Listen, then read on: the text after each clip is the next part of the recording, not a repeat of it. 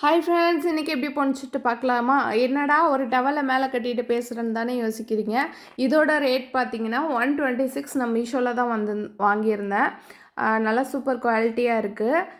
நம்ம கை தொடச்சி இந்த நைட்டி ஒரு பக்கம் வீணாக போகிறதே இதாக போயிட்டுங்க. உங்களுக்கும் அப்படி தான் ஆகுமா என்னான்ட்டு கமெண்ட் பாக்ஸில் கமெண்ட் பண்ணுங்கள். வாங்க நெத்திலி மீன் குழம்பு எப்படி சிம்பிளாக ஈஸியாக செய்யறதுங்கிறத பார்ப்போம்.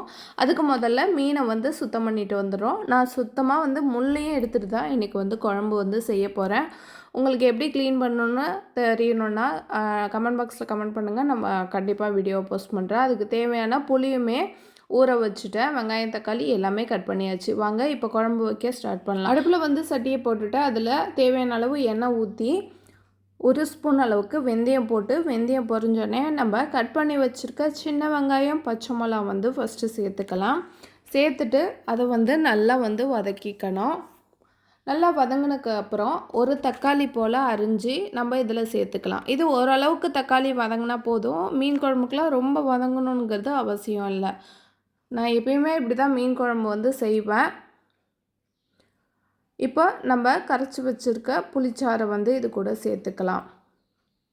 நான் ஆல்ரெடியே உப்பு வந்து புளி ஊற வைக்கும் போதே சேர்த்து தான் ஊற வச்சுருந்தேன். அதெல்லாம் புளிசாறை வந்து சேர்த்துட்டு அது கூட தேவையான அளவு வீட்டில் அரைச்ச குழம்பு மிளகாய் தூள் வந்து சேர்த்துக்கிறேன்.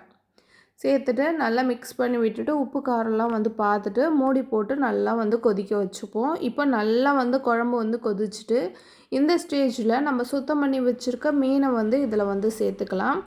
சேர்த்துட்டு ஒரு கொத்தளவுக்கு கருவேப்பிலை, அப்புறம் தட்டி வச்சுருக்க பூண்டு, ஒரு 10 பல் அளவுக்கு பூண்டு இருக்கும். தட்டி வச்சுருக்க பூண்டை சேர்த்து ஒரு 5-6 நிமிஷத்துக்கு மீடியம் ஃப்ளேமில் வச்சு கொதிக்க வச்சுக்க வேண்டியதான்.